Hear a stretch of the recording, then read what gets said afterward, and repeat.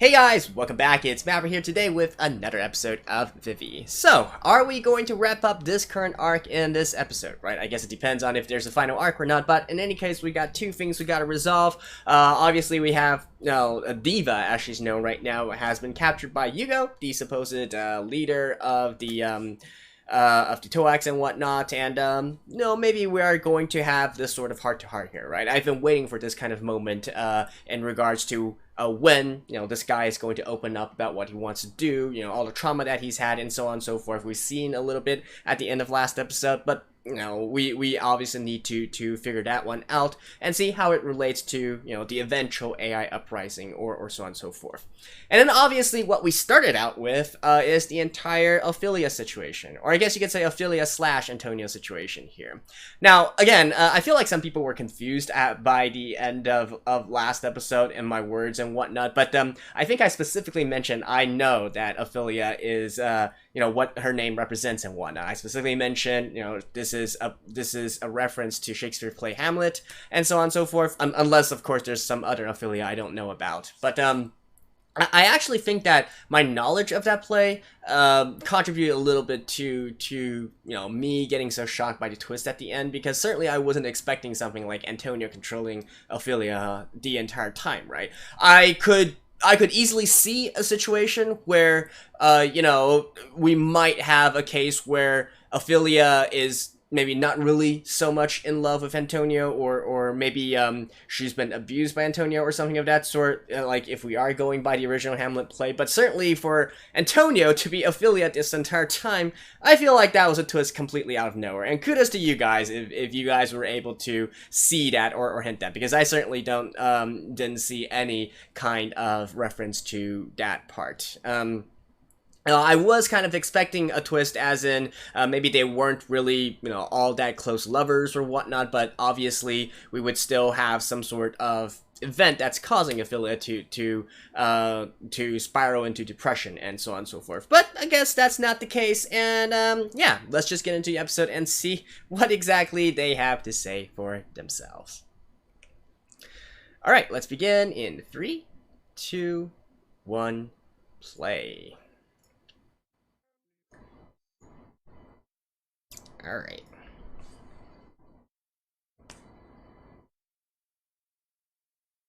I mean, I guess... Oh. Hold on.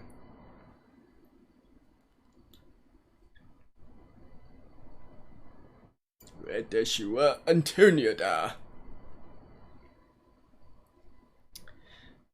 I was just about to say, I guess the only sort of, kind of parallel to the original story is if they're going to the original Hamlet story is if I don't know, they want to make a sort of statement, as in how Ophelia never really had her own freedom or something of that sort. Yes, I guess, some argue that the representation of Ophelia in Hamlet is basically a representation of how women, in medieval times and in past society, didn't really have much of their own agency and whatnot. So maybe this is, a reference to that part. Not really sure though. Sorry about that. I had a little mosquito there.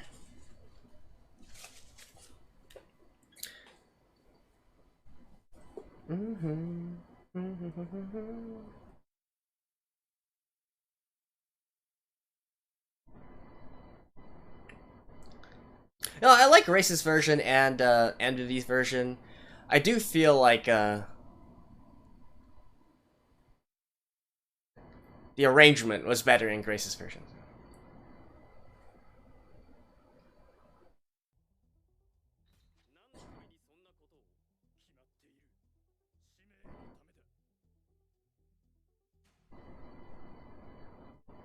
Right, because she wasn't doing good enough, so we just took her over.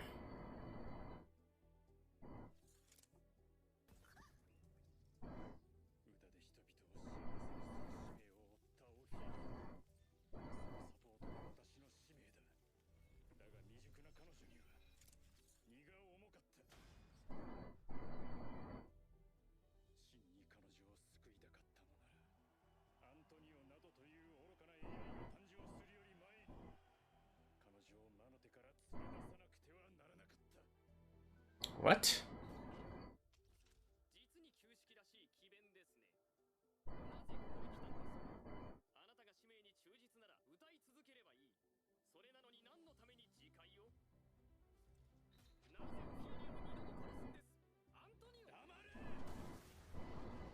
Oh. Still here? Or actually, where is Ophelia? Is she still in there somewhere or whatnot?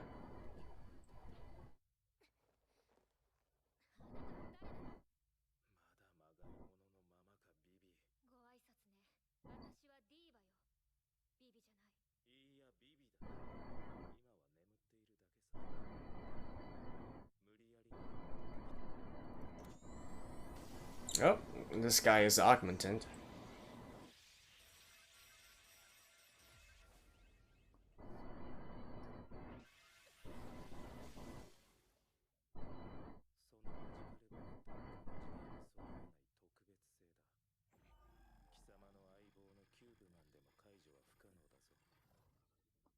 Wait, not from this era, so you're from the future? Question mark?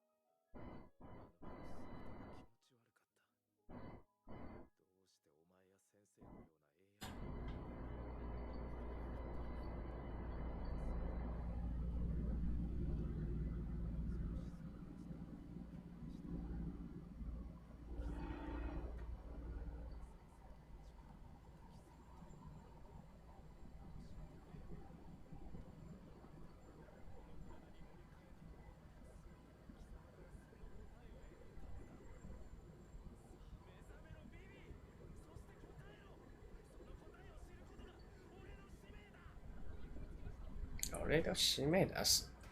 Wait, so he's not just an augmented human, he's actually an AI?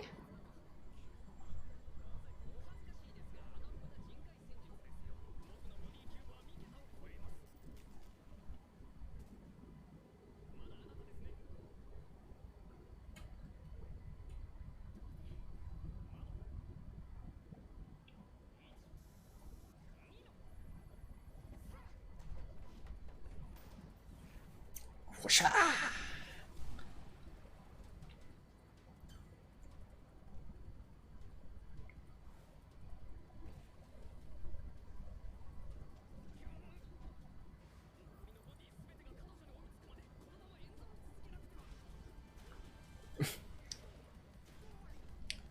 And where's... oh.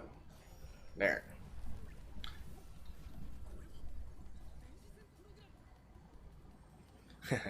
As they're, as they continue going on forward in time, the technological superiority of Matsumoto is gradually getting less and less.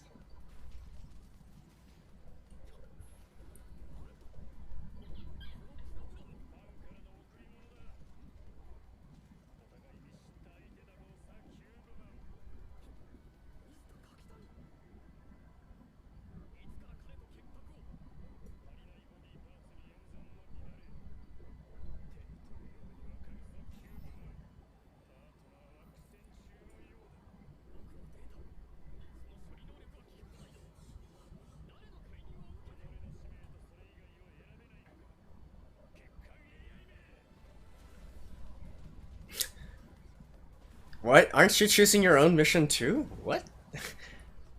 How does that dialogue make any sense? Yeah, aren't you doing your own mission as well?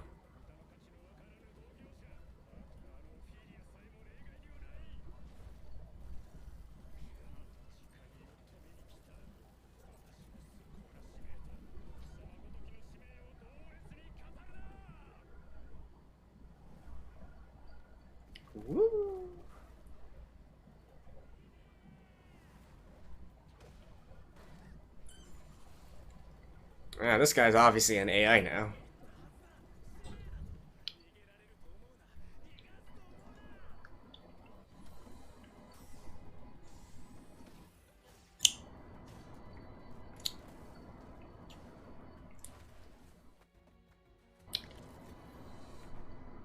Whew! Damn. Oh, was she still hit? The blast.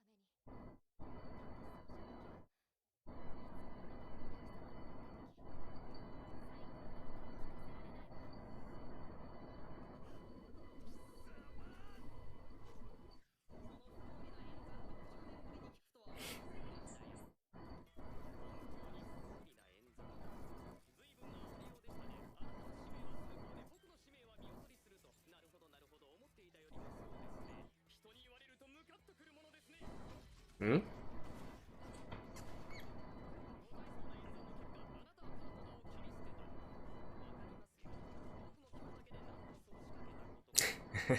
Discarding your partner? Alright.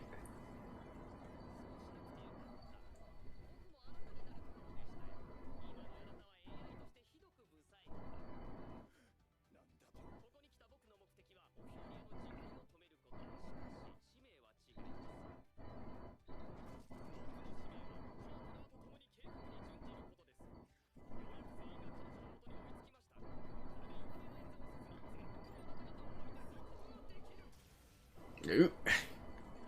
It's like training weights are off.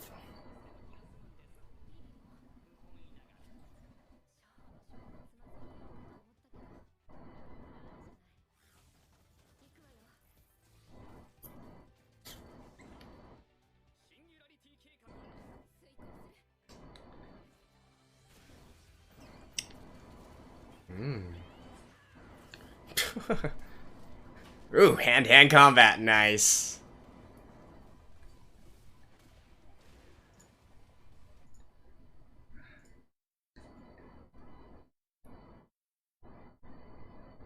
Right in the face.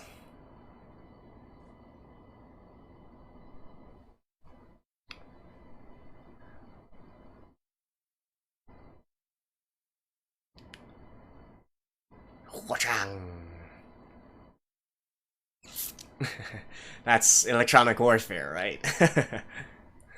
That's a nice visual representation, actually.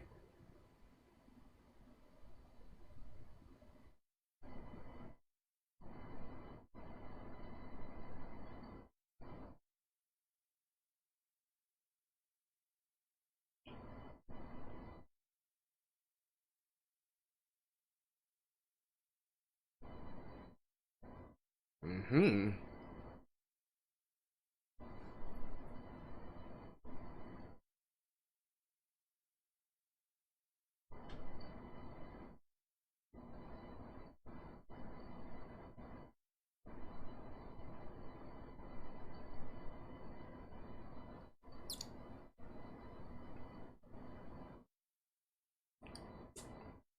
Whoosh.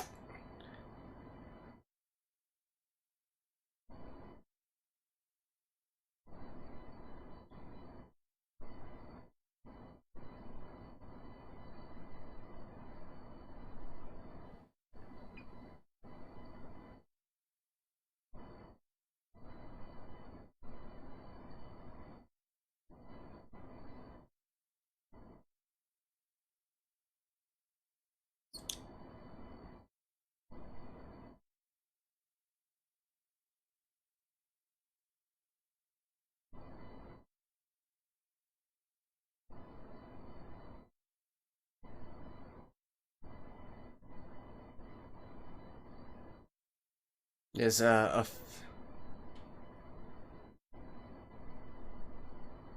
do want. So is Ophelia in Antonia, or is she still in there?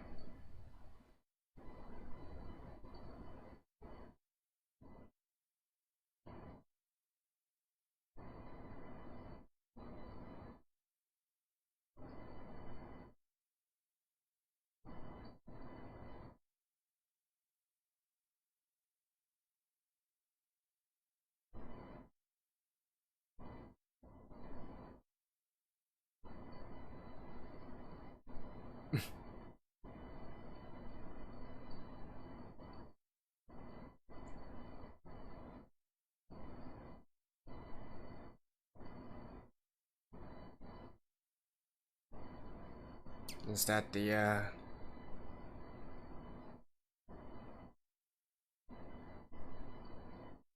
Oh.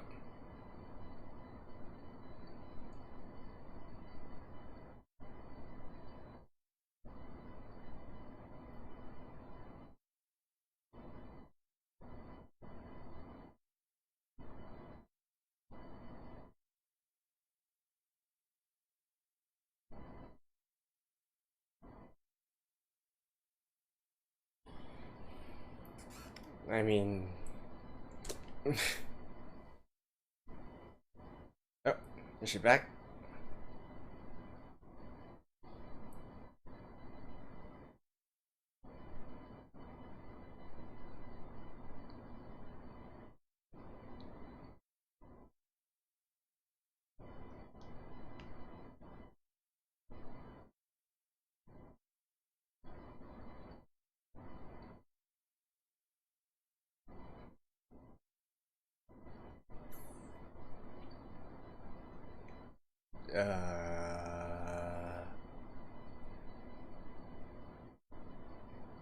You know what he said. How ironic is that?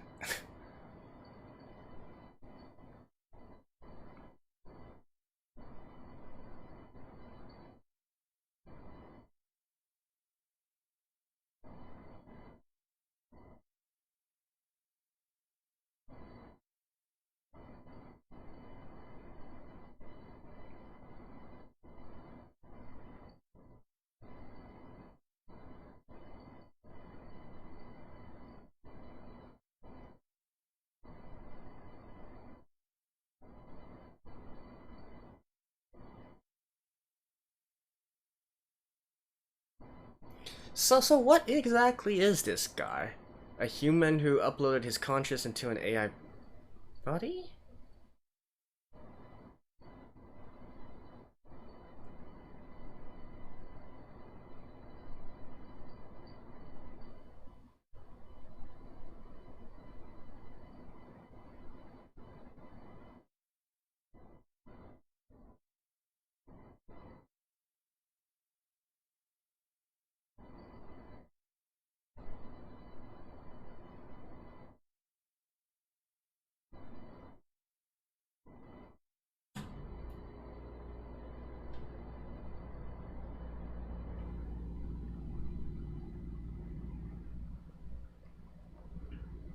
I don't know, man. I actually can't really feel.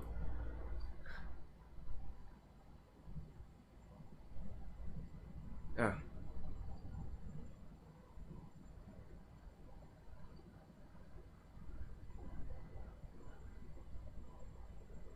well, I mean, I guess technically, right?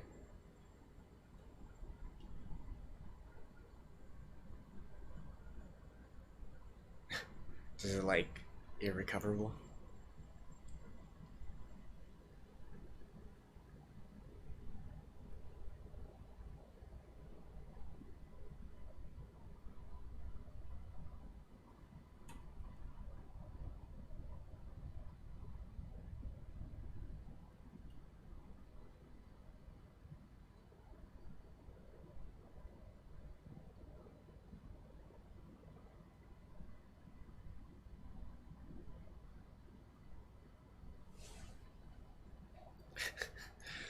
What?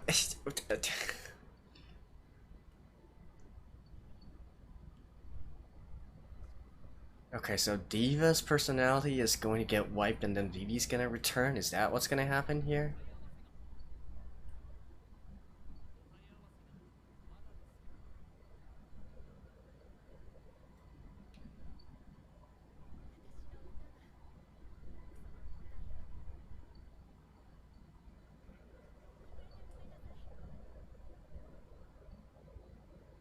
Oh, she's just gonna go up there in tatters? Or is she gonna get a change? Oh, that was a quick change.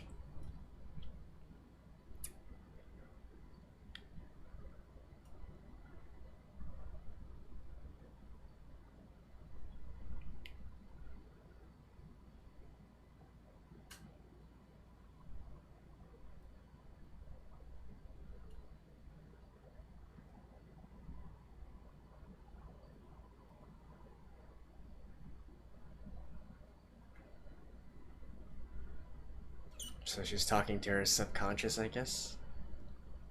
Vivy, basically.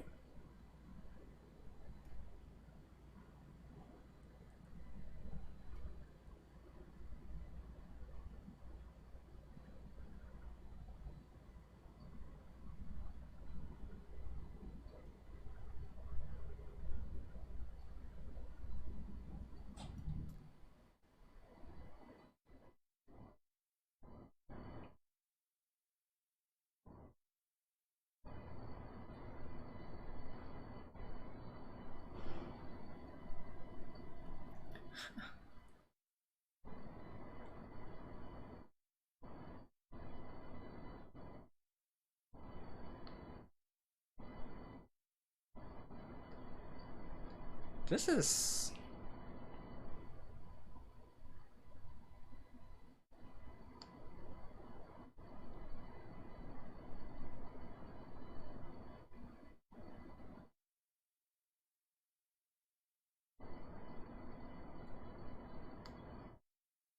Wow, this is actually...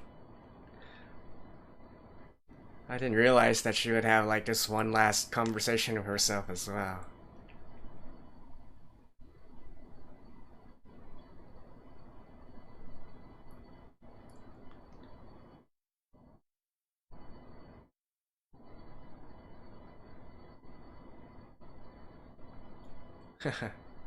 So this song is as much for herself as for the others as well.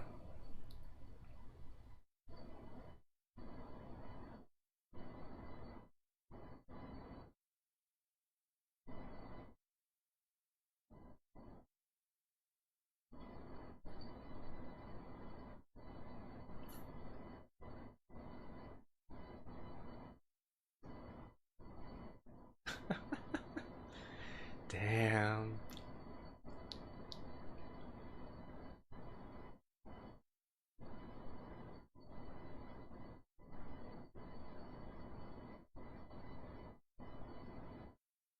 So how is she going to exit? Is Vivy gonna come out and take over her bot? Oh.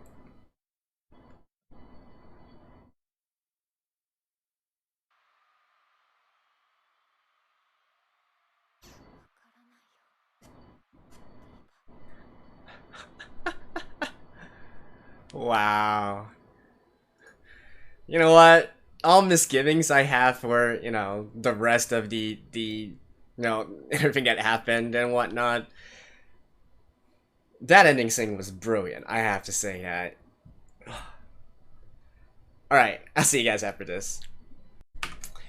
Okay, guys, let's talk about this episode, right? And really this arc here, because again, as I already mentioned at the end of the video, like the entire story now of Sending, I really liked how they ended this particular arc here, right? In regards to, you know, Diva's character, you know, thank you for all your services, but you know, it's been a nice few years, like few decades of living here, but she's always been constantly thinking like there's something wrong with her and whatnot, and now she's finally finally been set free, right? In a sort of sense, and then to get Vivy back here as well, and then you also have this kind of relationship between these two, right? Whereas Vivy and like it's her alter personality, her alter ego Diva here, who is really now providing courage and meaning towards Vivy and trying to bring her out of her funk and back into the real world here, right?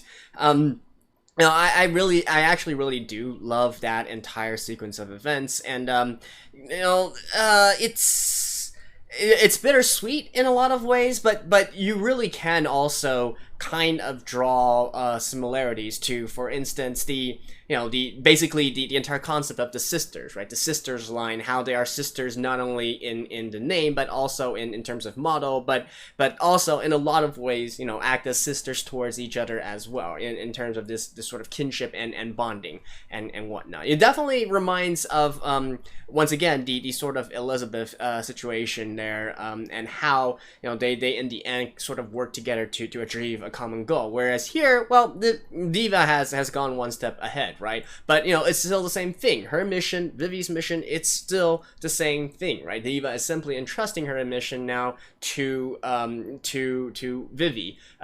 It ties in quite nicely as well with our with the main theme of this series, right? Sing My Pleasure, Song My what's it called again? Sing My Pleasure, Song My Pleasure, or something of that. Sing My Pleasure, right?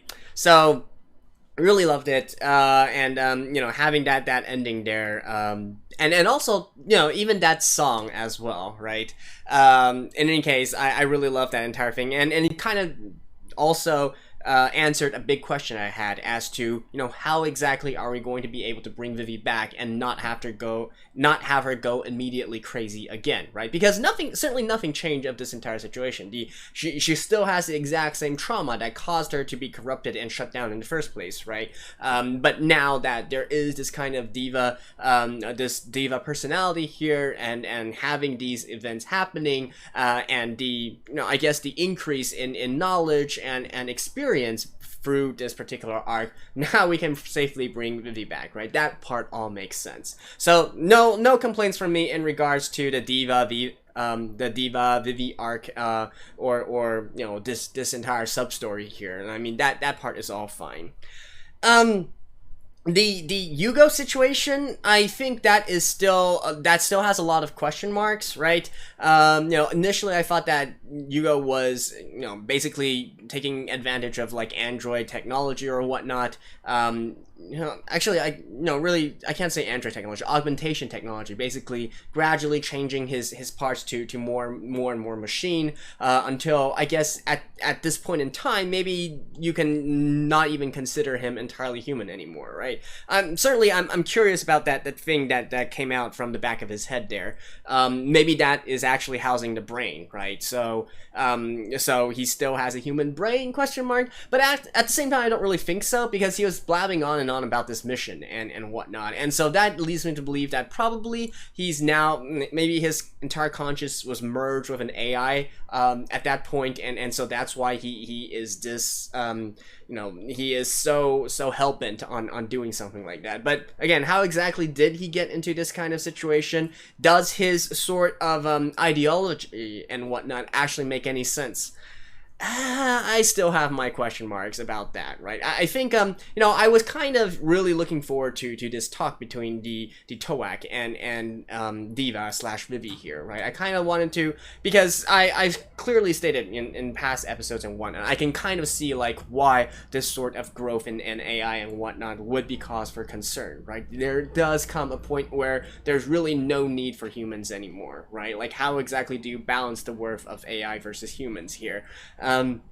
Even though they do take a more extremist route, I can, in some ways sort of sympathize with them, I definitely disagree with their methods and whatnot, but in some ways I can understand like where they come from, right? But this situation here with in regards to Yugo though, I'm not entirely sold on, right? He's definitely, I don't know. I mean, clearly he's a poor kid, right? He got into these various situations and whatnot, and he's confused, right? He's like, should AI be treated as AI, or should AI be treated as humans, or you gotta make a distinction, right? You can't blur the lines. That's basically his entire thing here, right?